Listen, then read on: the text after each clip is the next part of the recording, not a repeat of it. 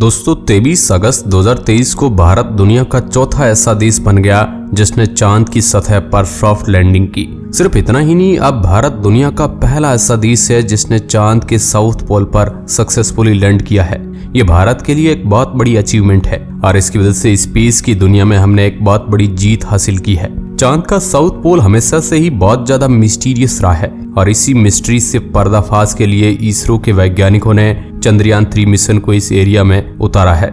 इससे पहले चंद्रयान 2 को 2019 में लॉन्च किया गया था और इसका भी मकसद साउथ पोल पर ही लैंड करना था, लेकिन कुछ टेक्निकल फेलियर की वजह से ये मिशन सक्सेसफुल नहीं हो पाया था। आज हम इंसानों के पास बहुत ही आधुनिक टेक्नोलॉजी और कम्युनिकेशन सिस्टम है। हम पृथ्वी से अरबों किलोमीटर दूर मौजूद स्पेसक्राफ्ट से भी आसानी से कांटेक्ट कर लेते हैं। किसी भी स्पेसक्राफ्ट को अंतरिक्ष में भेजना अब इतनी कठिन बात नहीं रह गई है, लेकिन उसे किसी सेलेस्टियल बॉडी की सतह पर उतारना अभी भी एक कॉम्प्लेक्स प्रोसेस माना जाता है। ऐसे में दोस्तों क्या होगा अगर हम उस स्पेसक्राफ्ट के अंदर इंसानों को भी बैठा दें। आपकी जानकारी के लिए बता दें कि आज तक सिर्फ 12 इंसान ही पृथ्वी की सतह को छोड़कर किसी दूसरे स्पेस ऑब्जेक्ट की सतह पर पहुंच पाए हैं। चौंकाने वाली बात यह है कि ये 12 के 12 इंसान अमेरिका के थे और इन्हें नासा द्वारा चांद पर भेजा गया था। आज से करीब 54 साल पहले अपोलो 11 मिशन के दौरान पहली बार इंसानों ने चांद पर कदम रखा था। यह स्पेस टेक्नोलॉजी और इंसानों के लिए एक बहुत बड़ा कदम था। लेकिन आपको जानकर हैरानी होगी कि आज भी हर 20 में से एक अमेरिकन ये मानता है कि मून लैंडिंग असल में स्टूडियो में की गई थी और ये दुनिया को बेवकूफ बनाने के लिए किया गया था। अमेरिका कभी चांद पर गया ही नहीं था, बल्कि उन्होंने पृथ्वी के ही किसी स्टूडियो में शूट करके मून लैंडिंग के वीडियो को पब्लिश कर दिया था ताकि वह रूस से स्पेस रेस में आगे निकल पाए। इस चीज को साबित करने के लिए कई सारे सवाल भी उठाए जाते हैं और आज के इस वीडियो में आपको इसी टॉपिक के बारे में सारी जानकारी देने वाले हैं। आखिर उस बात की सच्चाई क्या थी। ये वीडियो बहुत ही ज्यादा इंटरेस्टिंग है, इसलिए इस वीडियो के एंड तक आप जरूर बने रहना। मैं हूं आपका दोस्त सुरेश सांचोरी और आप देख रहे हैं रहस्य टेलीविजन यूट्यूब चैनल। दोस्तों दूसरे विश्व युद्ध के बाद से रूस और अमेरिका के बीच एक कोल्ड वॉर छिड़ गई थी। ये दोनों ही देश एक दूसरे का आमना सामना नहीं करना चाहते थे, लेकिन पीछे से ये एक दूसरे पर साइलेंट अटैक कर रहे थे। यहाँ पर अटैक का मतलब दूसरे देश को नीचा दिखाने से है। इसका सबसे बड़ा उदाहरण 1957 में दुनिया के सामने आया जब रूस ने अंतरिक्ष में पहली सैटेलाइट को सेंड किया था। ये पहली बार था जब इंसानों ने अंतरिक्ष में किसी सैटेलाइट को भेजा था और उस सैटेलाइट का नाम था स्पुतनिक 1। उसके बाद रूस रुका ही नहीं और उन्होंने 1961 में पहली बार एक इंसान को भी अंतरिक्ष में भेज दिया। ये एक बहुत ही बड़ी अचीवमेंट थी क्योंकि इससे पहले इंसान सिर्फ अंतरिक्ष को एक्सप्लोर करने के बारे में सोचा करते थे। ऐसा नहीं है कि किसी इंसान का असलियत में अंतरिक्ष में जाना एक बहुत बड़ी बात थी। ये देखने के बाद अमेरिका अंदर ही अंदर रूस को स्पेस टेक्नोलॉजी में पीछे करने की कोशिश कर रहा था, लेकिन ऐसा करने के लिए उन्हें बहुत ही इंटेलिजेंट वैज्ञानिकों की जरूरत थी। 1961 में ही एक स्पीच के दौरान उस समय के अमेरिका के प्रेसिडेंट ये भी अनाउंस कर दिया कि वह उस दशक के अंत तक इंसानों को चांद पर भेज देंगे। ये एक बहुत बड़ा क्लेम था और इस चीज को अचीव करना अमेरिका के बस में था या नहीं ये भी उन्हें खुद पता नहीं था, लेकिन क्योंकि प्रेसिडेंट जॉन एफ कैनेडी ने इसे पब्लिक में बोल दिया था तो अमेरिका इंसानों को चांद पर भेजने के लिए हर मुमकिन कोशिश करने लगा। इसके लिए उन्होंने कुछ गलत रास्ते भी अपना लिए, जिसमें से एक था जर्मनी से उन वैज्ञानिकों को अमेरिका में लाना जो हिटलर के साथ जुड़े हुए थे। 1945 में विश्व युद्ध खत्म होने के बाद हिटलर ने खुद की जान ले ली थी, लेकिन उसकी टीम मेंबर और वैज्ञानिक अभी भी जिंदा थे।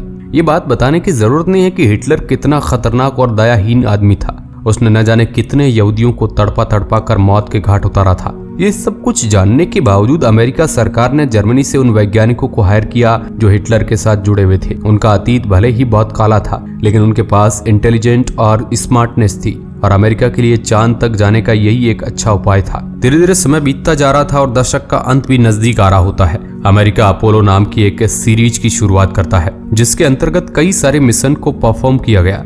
ये सारे ही मिशन सिर्फ एक मिशन को सक्षम बनाने के लिए किए जा रहे थे और वह था चांद की सतह पर इंसानों को उतारना। फाइनली 20 जुलाई 1969 को अपोलो 11 चांद की सतह पर लैंड हो जाता है।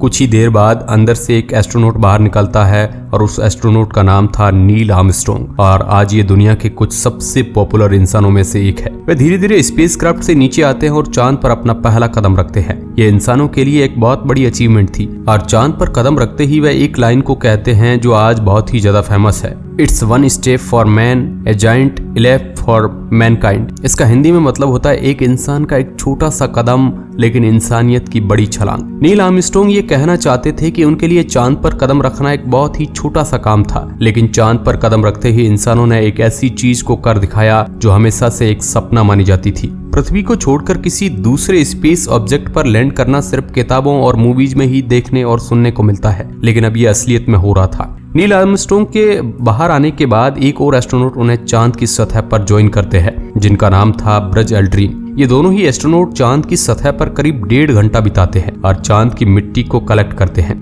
मिट्टी को कलेक्ट करने के साथ साथ वे वैज्ञानिकों द्वारा भेजे गए कुछ इंस्ट्रूमेंट को भी डिप्लॉय करते हैं, जिनका काम आगे आने वाली रिसर्च में किया जाना था। वे अमेरिका के एक झंडे को भी चांद पर लगाते हैं, जिसका वीडियो आप इंटरनेट पर कई जगह देख चुके हैं। उस वीडियो को देखने के बाद अमेरिका और दुनिया भर के कई सारे लोगों के मन में कुछ सवाल पैदा होने लगे।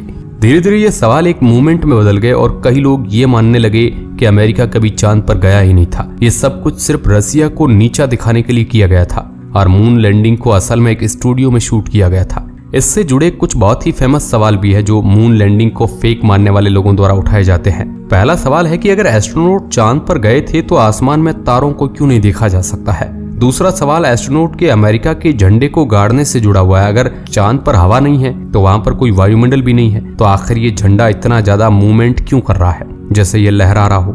ये दोनों ही सवाल मून लैंडिंग को फेक करने वाले लोगों द्वारा बहुत ज्यादा इंपॉर्टेंट माने जाते हैं, लेकिन आपको जानकर हैरानी होगी कि ऑलरेडी इन सवालों के जवाब नासा दे चुके हैं और ये बिल्कुल बेसिक फिजिक्स से जुड़े हुए हैं। आइए इन सवालों का साइंटिफिक वे में जवाब देते हैं आपको। मून लैंडिंग की वीडियो में आसमान में तारे आखिर क्यों नहीं दिखाई दे रहे हैं? वैज्ञानिक बताते हैं कि ये सब कुछ कैमरा फंक्शनिंग और कैमरा सेटिंग की वजह से है।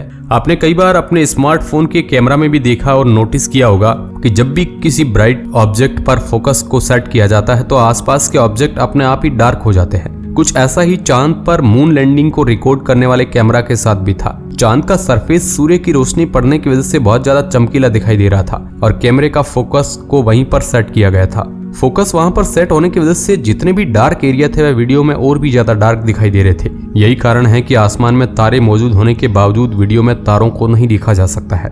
आप इससे जुड़ा एक एक्सपेरिमेंट घर पर भी कर सकते हैं। अपने घर की खिड़की से दिन में सूर्य को रिकॉर्ड करने की कोशिश करिए।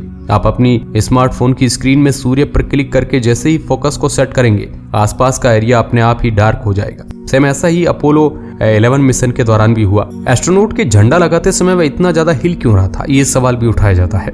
ये सवाल थोड़ा लॉजिकल माना जाता है और इसका उत्तर हमें फिजिक्स आसानी से दे सकती है। वैज्ञानिक भी इस बात को जानते हैं कि चांद पर एटमॉस्फेयर नहीं है, इसलिए उन्होंने अमेरिका के झंडे को इस तरीके से डिजाइन किया था कि वह थोड़ा बहुत लहराता हुआ या फहराता हुआ दिखे। झंडे के ऊपर और नीचे की साइड को पतली मेटल की तार से सपोर्ट दिया गया है। जब एस्ट्रोनॉट इस झंडे को चांद पर लगाने की कोशिश कर रहे थे तो वह तार धीरे धीरे वाइब्रेट कर रही थी, जिसकी वजह से देखने पर ऐसा लग रहा था जैसे झंडा हवा की वजह से हिल रहा हो। इसके बाद झंडे और एस्ट्रोनॉट की तस्वीर में भी आप झंडे को सिकुड़ा हुआ देख सकते हैं। यूरोपीय स्पेस एजेंसी ने अपनी वेबसाइट पर इस सवाल का उत्तर देते हुए बताती है कि ऐसा वैज्ञानिकों द्वारा ही प्लान किया गया था। वह झंडे को थोड़ा असली दिखाना चाहते थे और ऐसा इफेक्ट देखना चाहते थे कि जिसकी वजह से वो फहराता हुआ दिखाई दे। अब क्योंकि चांद पर हवा नहीं है इसलिए ऐसा असलियत में करना तो पॉसिबल नहीं था, इसलिए उन्होंने झंडे के कपड़े को ही इस तरीके से डिजाइन किया था कि वह बिना किसी हवा में भी फहराने का इफेक्ट दे सके। इंटरनेट पर आपको ऐसे कई सारे वीडियोस मिल जाएंगे जो गलत जानकारी के साथ आपको ये बताने की कोशिश करते हैं कि नासा द्वारा दी गई मून लैंडिंग जो है फेक थी या गलत थी। मैं आपकी जानकारी के लिए बता दूं कि आज भी चांद पर वह इंस्ट्रूमेंट मौजूद है जो 54 साल पहले नील आर्मस्ट्रॉन्ग द्वारा चांद पर रखे गए थे। मून पर लैंडिंग का सबसे बड़ा प्रूफ और क्या ही हो सकता है। जब भी आपके दिमाग में किसी चीज से भी जुड़ा सवाल आए तो आप इसे इंटरनेट पर ऑफिशियल वेबसाइट पर सर्च करके देख सकते हैं ताकि आपका डाउट साइंटिफिक तरीके से क्लियर हो जाए। आप हमारे चैनल को भी सब्सक्राइब कर सकते हैं क्योंकि हम कभी भी गलत जानकारी नहीं बांटते और ना ही आपको गुमराह करने की कोशिश करते हैं। आज के इस वीडियो में बस इतना ही। धन्यवाद।